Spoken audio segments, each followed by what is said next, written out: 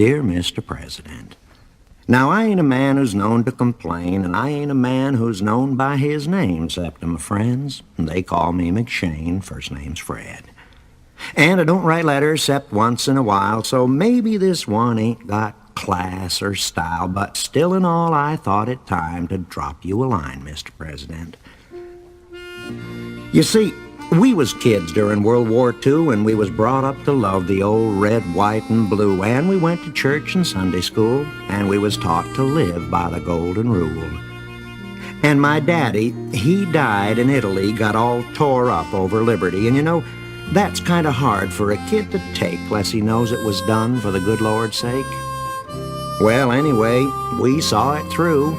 Mama did the work would have been done by two, and we all pitched in the best we could, 'cause we knew our daddy would have liked we should. And all them years, setting on a shelf was a picture my daddy had taken of himself in his uniform, kind of prideful-like. I mean, he was just a private, he weren't no like. And all them years when things was tough, well, he kind of helped us see things through, 'cause we knew the worst wasn't half as rough as the job that he was once sent to do. But my mama grew old before her time, just working too hard for us kids, I guess. And when most women would have just met their prime, well, we buried her in her Sunday dress. And standing out there in Colby's Hill with the Reverend Charles Henry reading over the grave, the whole world just seemed to stand still and smile on my mama, 'cause she'd been so brave. And I stood in the rain with tears in my eyes while the past seemed to walk through my mind. And while my life hadn't turned out to be no prize, there was lots of great memories come from behind. And I remembered how I'd come home from school with one whopper of a yarn. And my mama, who you can bet was no kind of fool, well, she waltzed me behind the barn and she said, "Now you listen, boy, 'cause I ain't gonna say it no more.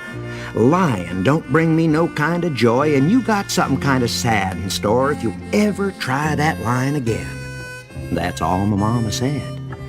But I knew I'd get my old what, where, and when if I ever again played games with her head.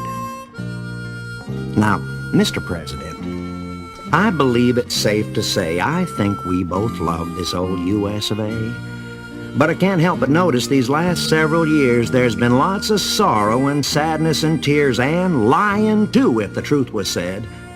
And when I think of my daddy lying out there dead and my mama too long before her time, well now, seems like something's lost reason and rhyme, and seems someone's been playing some games with our heads.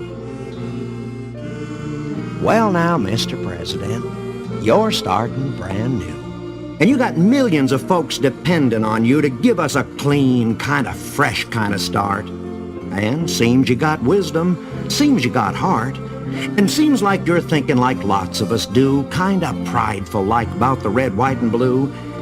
And seems like maybe you got the knack for getting us back on that old freedom track. So, Mr. President, we're all wishing you well.